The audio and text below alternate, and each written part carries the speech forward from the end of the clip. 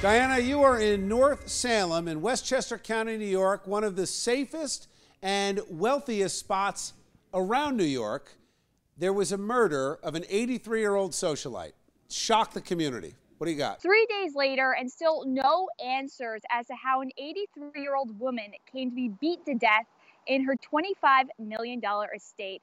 That woman is Lois Colley of North Salem, New York. Some called her a socialite.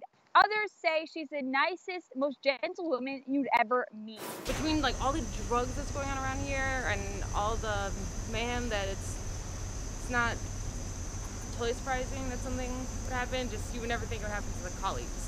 She was found lifeless in the laundry room of her 300-acre estate on Monday by a caretaker. The only thing missing from the home was a fire extinguisher, but there's no word if that was the murder weapon. Now, as you can imagine, neighbors are shocked by all of this, and they just want answers. But they also say they don't think this was necessarily a burglary. One neighbor who didn't want to appear on camera said, you know, our driveways here are pretty long. We all have surveillance cameras, so it's just weird. Now, in the meantime, there is a reward being offered by Crime Stoppers for about $2,500.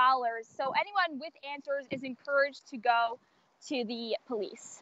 Diana, obviously a lot of the details of the murder itself are still unknown, but did you get a sense of who Lois was from some of her friends and neighbors, and you know, what kind of woman was she? The neighbors I spoke to close to the house, they all say they didn't really know her. Now, these homes are spread far back. Their driveways are so long. So even if you're neighbors, you really don't know each other that well. So they just said, you know, I met her once or twice. They're a nice family, quiet, but they have a lot of workers who come and go. Diana, do we know anything about the family, how they made their money? I mean, a $25 million estate, 300 acres. This is clearly serious wealth. So Eugene Colley is 88 years old. He made his wealth off a franchise business owning McDonald's. Before that, he owned the bakery, and that's how a lot of their old friends in Brewster remember them as just a quaint family who really, you know, stayed out of the limelight. And then he opened up a franchise business and made like $100 million, I believe.